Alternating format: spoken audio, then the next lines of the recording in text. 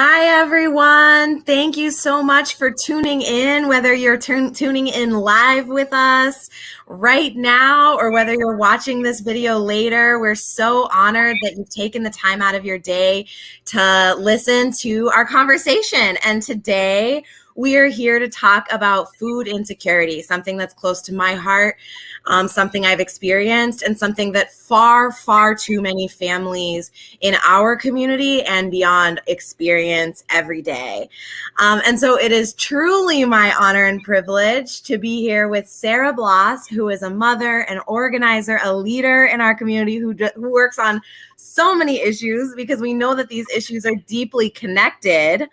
But so excited to dig into the topic of food insecurity specifically today and hear a little bit more about you.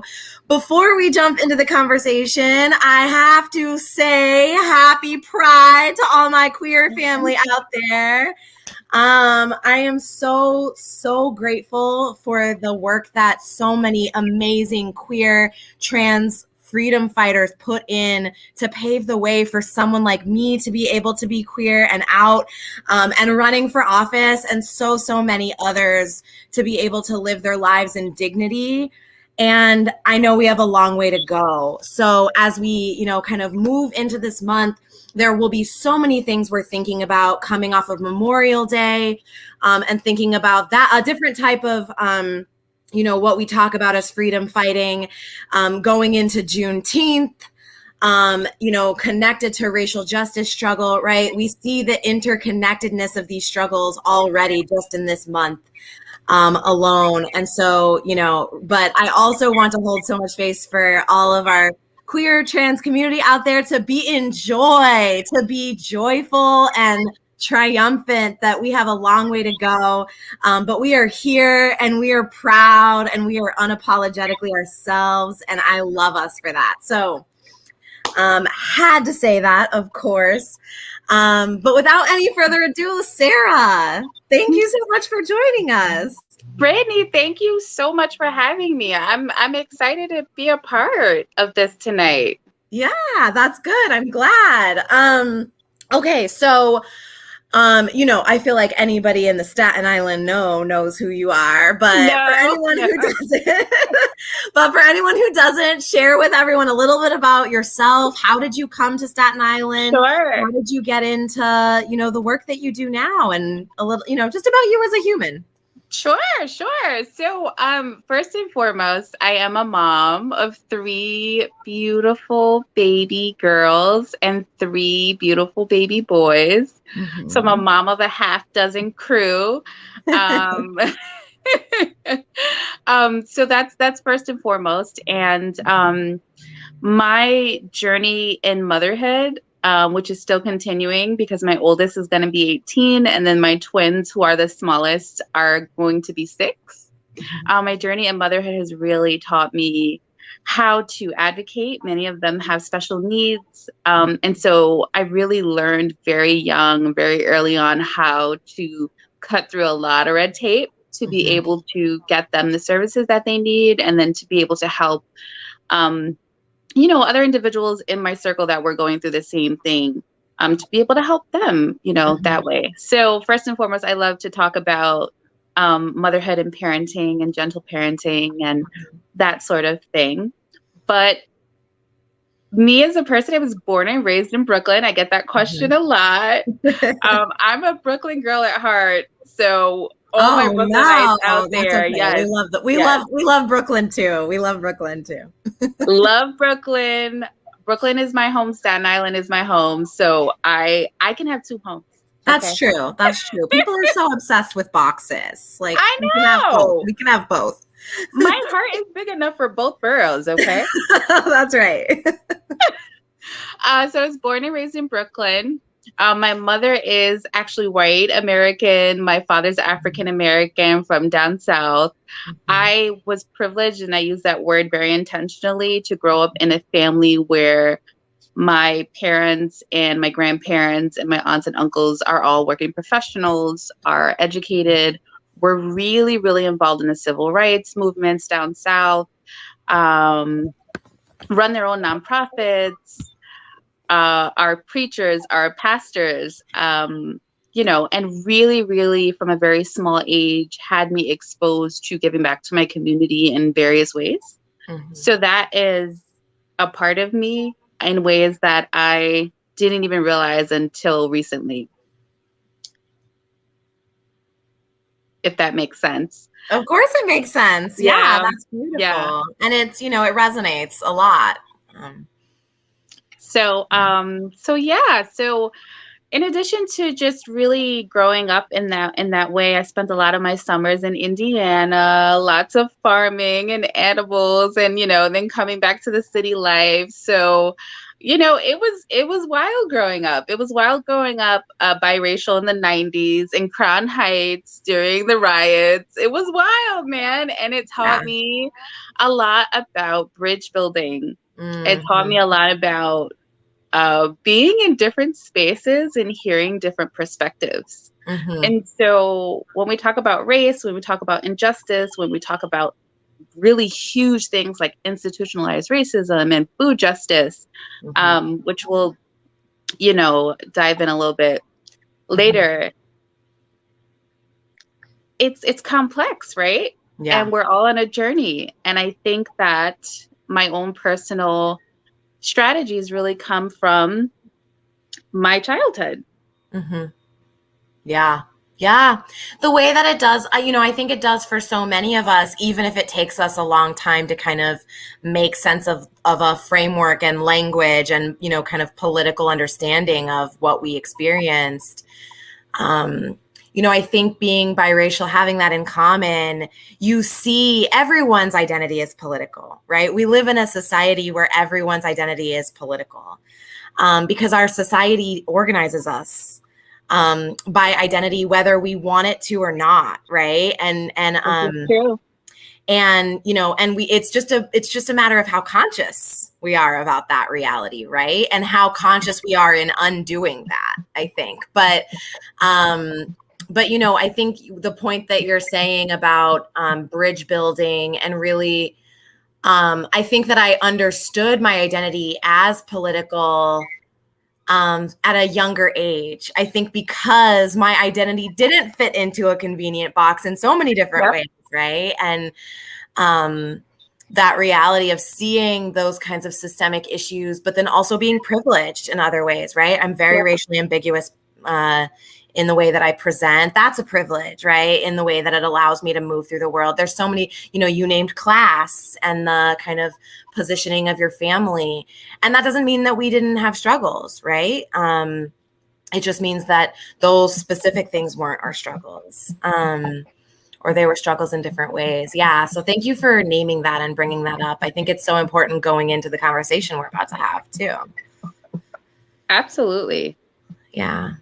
Okay. So you named a really important term, food justice. What does food justice mean to you? So that's interesting. I find that when I talk about the term food justice, people get a little they get a little taken aback, almost like it's a curse word or something. I'm like, hey, I didn't realize it was so controversial saying food justice, but all right. Yeah. So you'll hear me use the term food justice, and you'll also hear me use the word food sovereignty. Mm-hmm. And so I want to talk a little bit about food sovereignty, if that's okay. Please. So when we think about families and we think about human rights, one of those human rights is access to food, right? Mm-hmm. And not being in fear that you're going to be hungry tomorrow or next week or next month or next year. You know that not only food is coming, but culturally appropriate food, healthy food is going to be accessible to you, not only financially, but also physically. Mm-hmm. So there are no transportation barriers. There are no barriers in your community.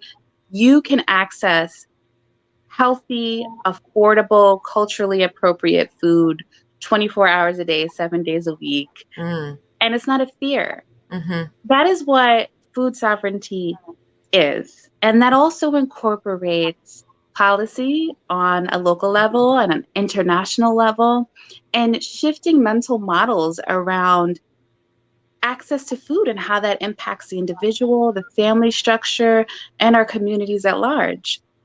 And it can be, like you said, really interconnected, interwoven into other issues, into racial justice.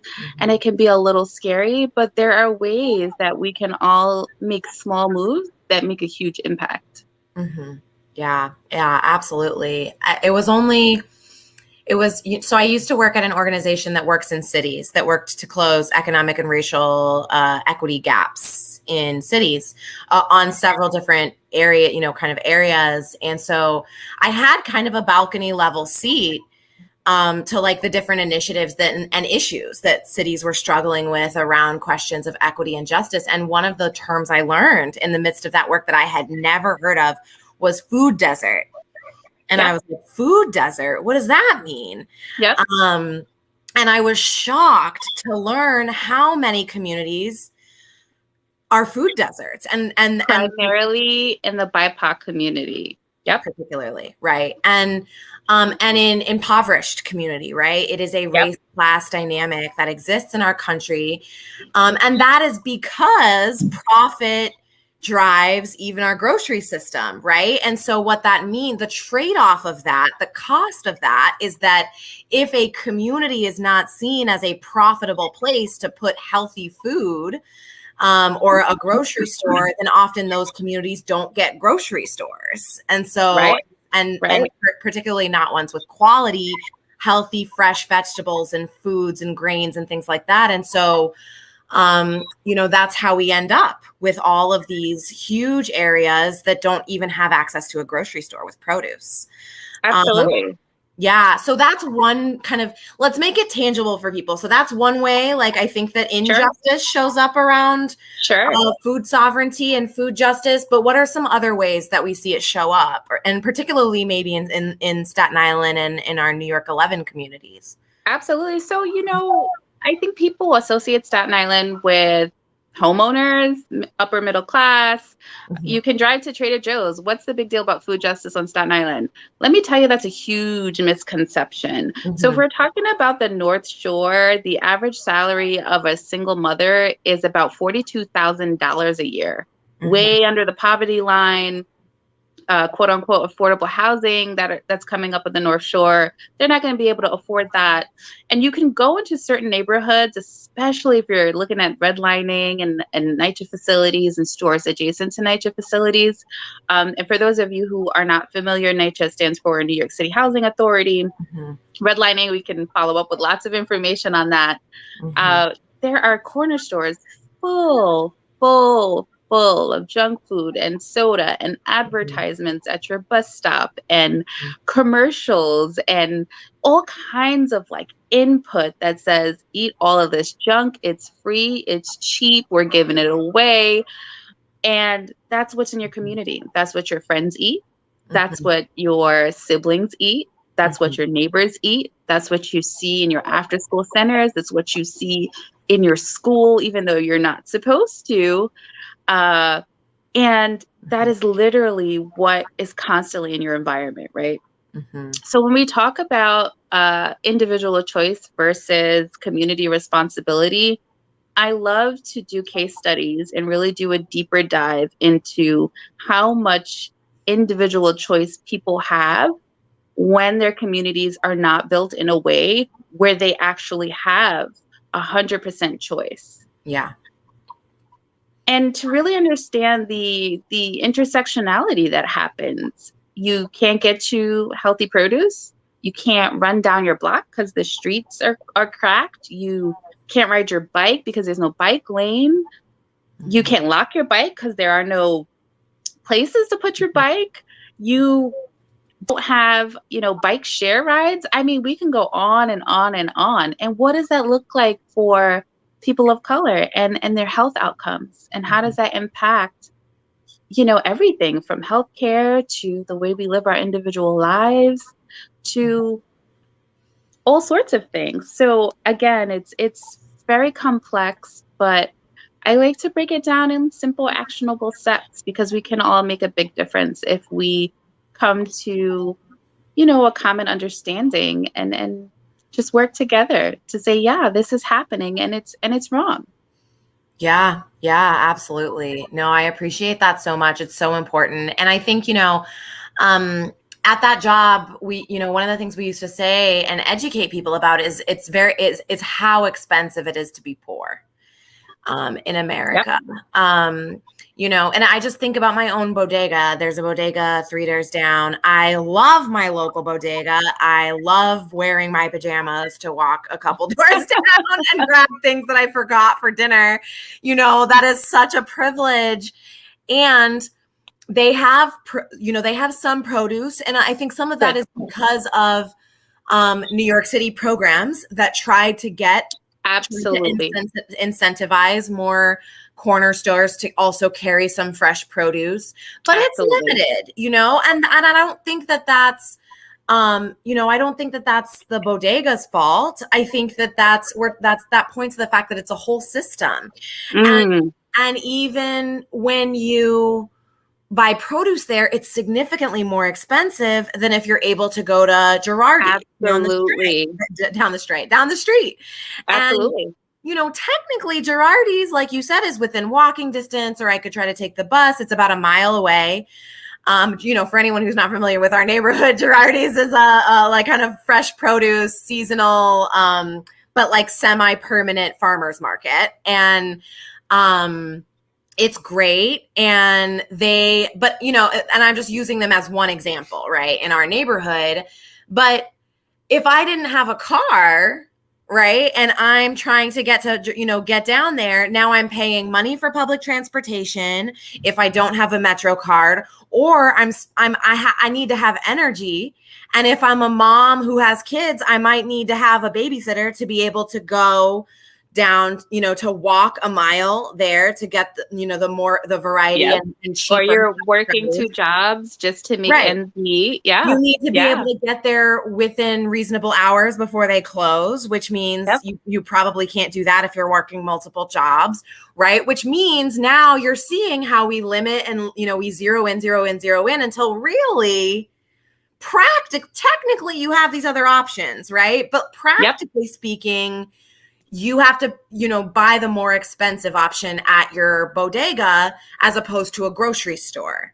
Right. And I take the time to explain that because I think a lot of people would say, well, yeah, but you're making poor financial decisions, right? They might say that to people. They might say, well, you need to take the time to go to a real grocery store. You buy it all at the bodega or whatever. Right? I've literally heard people say this. This is why I'm taking the time.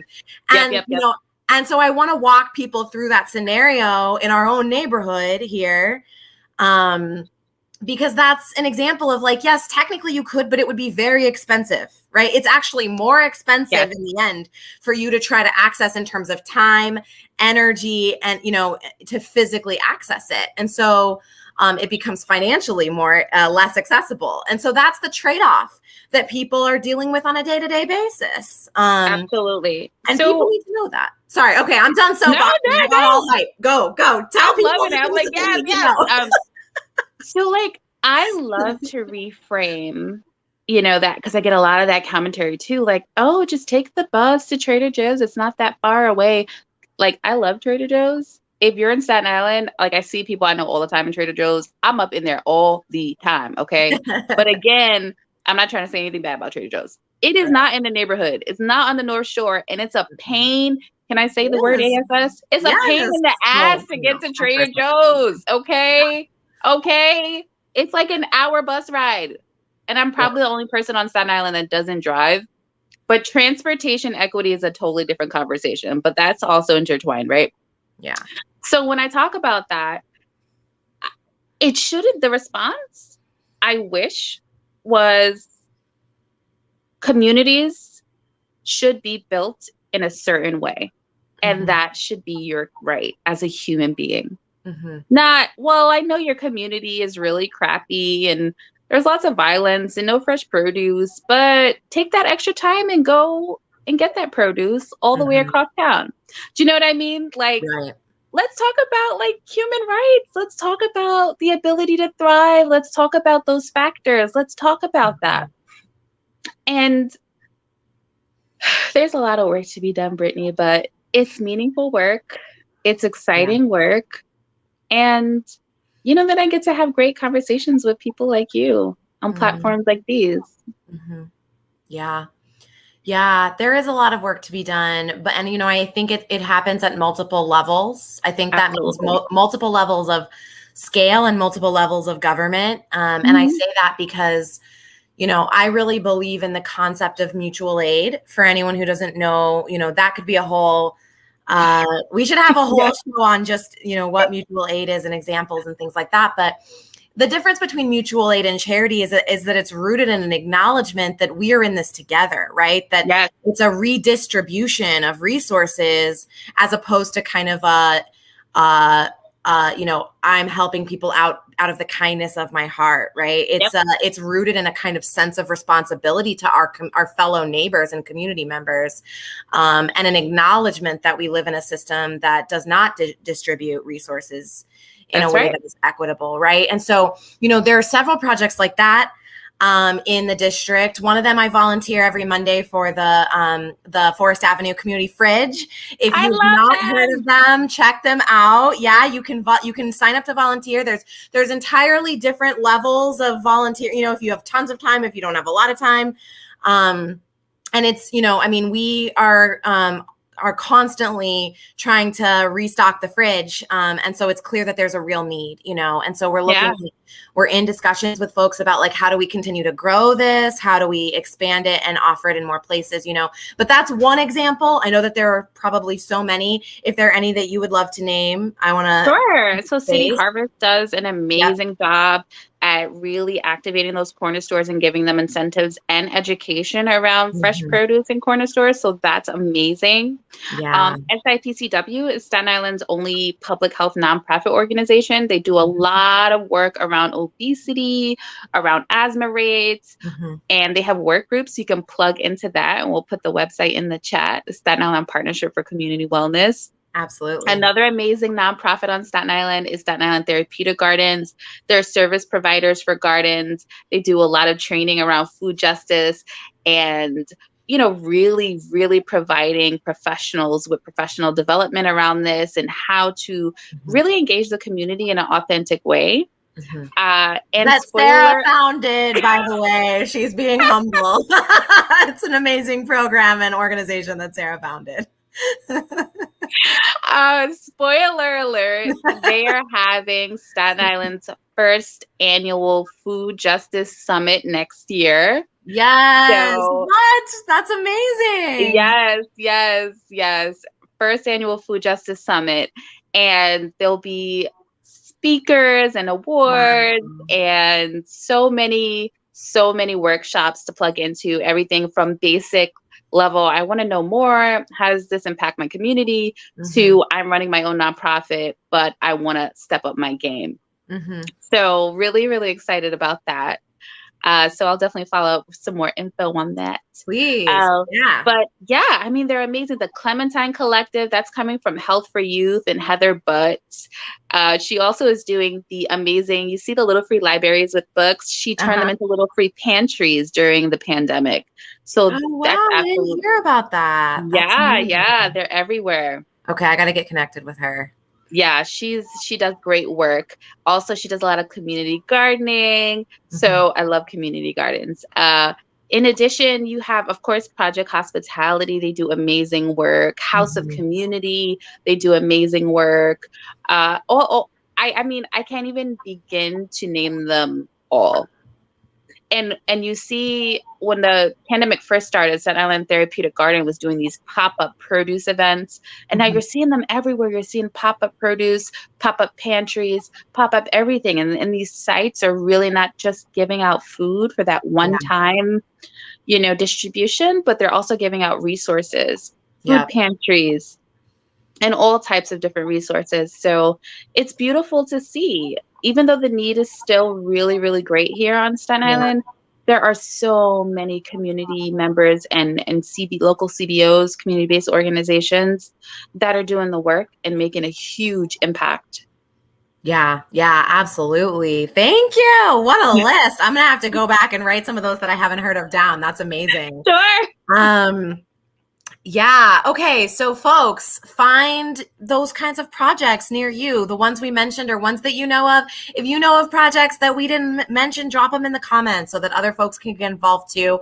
It's so important for us to show up for each other. If, I mean, if we didn't know it before, we saw that, very clearly throughout the last year and everything that we've all been through, and survived. And so, but, I mean, the reason I said multiple levels too is because in my mind, one of the reasons I want to talk about this is because in thinking about, what is the society we want to build, right? Like we also, the burden to meet, there's always going to be a need for us to care for each other, right? But the gap that these kinds of organizations are trying to fill should not be so wide, and the burden should not be so heavy. And in order for us to address that, we're going to have, that's policy, right? Absolutely. And, when we talk, I, as a lot of folks have heard me say, I learned a lot about what I know about organizing in the Poor People's Campaign. And one of the things that Reverend Barber really it really politicized me was this idea that like poverty is created. Poverty is a policy choice. And that goes, and is policy violence in that sense. And I think hunger is too, in a society that is as overall as wealthy as ours. And so, I think one of the things we want to also be organizing around in these efforts is that, we're filling the gap, we're standing in the breach, if you will, but we really need leaders who are willing to address these things from the roots and build systems. Absolutely. Yeah, build systems that actually do a better job of meeting needs, and not just being organized by profit, so. Absolutely. Yeah. So, that's my piece. I'm curious, you shared a little bit of the opportunities that are coming up. Is there anything else you want to share about ongoing work that's going on, issues that people should know about in our communities? So I love to talk about civic engagement with all of the hats that I wear in the community. Civic engagement is so important. I have the privilege, and you'll hear me use that word a lot, I have the privilege of being the director of equity and inclusion for Staten Island Women Who March. And while we don't endorse specific candidates, but for the primaries, we do a lot of civic engagement. We do candidate debates so you can learn about your candidates. We even do civic training so you can learn what's the difference between a city council person and my congresswoman or my congressman. What are they in charge of, and how does that impact my reality, right? Yeah. And those things are important, right? Because again, when we're talking about equity and equitable education in certain neighborhoods, that information isn't readily available, right? And we don't grow up around family members that are civically engaged and civically active and connected to those running for office and elected officials. That's right. And things of that nature. Yeah. So, quite interesting. So I would say if you're looking for a group like that, plug in to Staten Island Women Who March. But there are so many other groups, so many. You have the NAACP. There's a Staten Island branch here on Staten Island. You can plug into that. Staten Island Young Democrats. You can plug into that. There are all types of organizations, and just plug into something because there's so many good things happening on this island. Yeah, absolutely. Yes. And on the note of civic engagement, I would be remiss if I didn't remind folks that we have a very important New York City primary coming up June 22nd. Yeah. And so make sure that you mark your calendar. Voter registration you have to be registered with a party to vote. And the deadline for that has now passed, but if you are, check to see, if you're not sure, check to see, you might still be registered. And a lot of you hopefully are, and make sure that you mark your calendar and make a plan to vote. The pandemic is still a thing. So make sure that you take precautions and take into account the kind of, the realities that there might be longer lines, there might be, and just kind of make sure that you have a plan, because this is a very important election. Local office has more impact on all of our day-to-day lives than sometimes, federal office does. Absolutely. And this is really important. Yep, absolutely. Yeah. And we're blessed. We have a lot of really great candidates running. Certainly on the North Shore. Yeah. Oh my goodness. And full disclosure, that ranked choice voting, when it first came out, I was like, Right. what on earth is this? But if you need any information about ranked choice voting, let us know. There are Right. so many free resources. It's very important to vote. Yes, absolutely. And that is, and it's important, I'm really glad that we're rolling this out as a city, because I think it moves us towards, closer to kind of true democracy, Absolutely. and really strengthens Yeah.